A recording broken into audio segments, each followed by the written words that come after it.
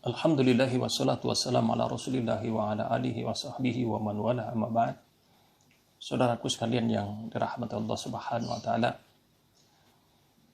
tentu dengan keadaan yang sedang kita alami bersama ini harus menjadikan kita semakin dekat kepada Allah subhanahu wa ta'ala. Karena kita semua meyakini segala sesuatu terjadi dan tidak terjadinya adalah di tangan Allah Subhanahu wa taala. Musibah yang dialami oleh setiap manusia itu adalah juga datang dari Allah. Maka begitu pula Allah lah yang akan mengangkat daripada musibah tersebut. Alhamdulillah kita bersyukur dalam agama kita sudah diberitakan berbagai peristiwa yang akan dialami di dalam perjalanan hidup manusia. Serta juga Rasul kita yang mulia telah mengabarkan kepada kita tentang solusi-solusi yang apa yang harus kita lakukan di saat kita mengalami berbagai musibah, cobaan dalam hidup ini. Dulu ada seorang yang disebutkan oleh Imam Zahabi, yaitu adalah Mansur bin Amr. Ya. Dia adalah seorang yang dikatakan dengan nasihul ummah. Dia adalah seorang yang sangat piawai di dalam memberikan nasihat, bimbingan kepada masyarakat. Beliau berasal dari Khurasan. Kemudian beliau datang ke Mesir. Di saat beliau ke Mesir, beliau melihat kehidupan masyarakat yang begitu parah saat itu. Dalam keadaan paceklik, dalam keadaan miskin, kekeringan yang berkepanjangan.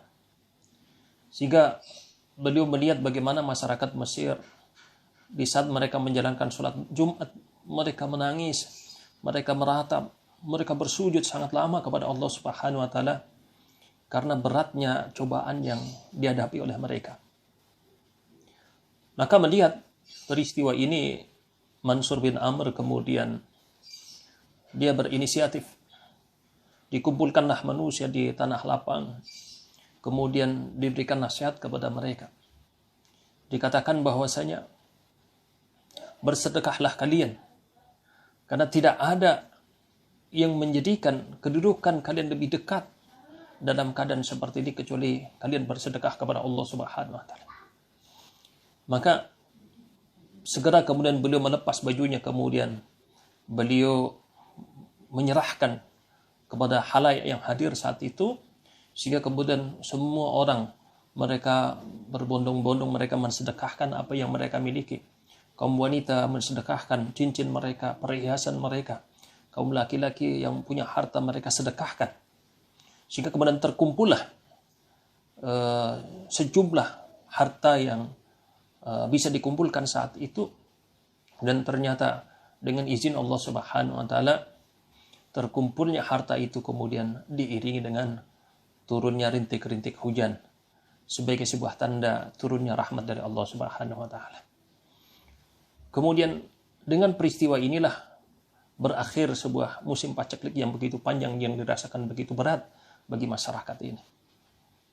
Begitu banyak petunjuk di dalam hadis dan juga nasihat-nasihat para ulama tentang keutamaan sedekah ini.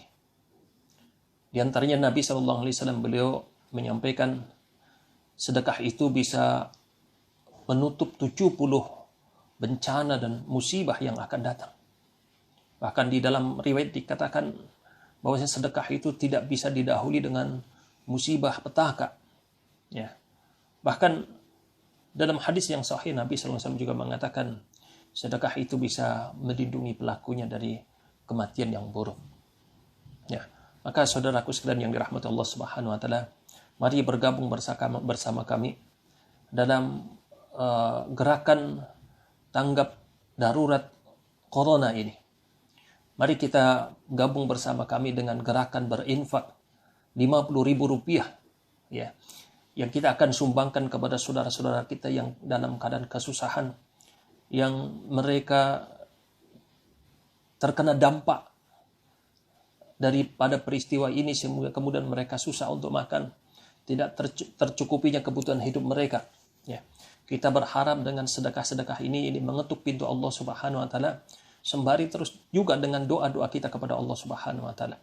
Ya, semoga dengan doa-doa yang terus kita panjatkan kepada Allah, dengan sedekah yang kita keluarkan, ini menjadi sebab keselamatan kita bersama. Semoga Allah Subhanahu wa taala melindungi kita bersama, keluarga kita, saudara-saudara kita yang kita cintai, serta seluruh kaum muslimin dimanapun mereka berada. Mari bergabung bersama gerakan sedekah Rp50.000 yang akan kita berikan kepada saudara-saudara kita yang dalam kesusahan. Semoga Allah Subhanahu wa taala segera mengangkat bala dan musibah ini. Semoga juga Allah Subhanahu wa taala senantiasa membimbing kita di atas petunjuk-petunjuk hidayah Allah Subhanahu wa taala, serta semoga Allah Subhanahu wa taala menjadikan kita orang-orang yang selamat di dunia dan di akhirat. Assalamualaikum warahmatullahi wabarakatuh.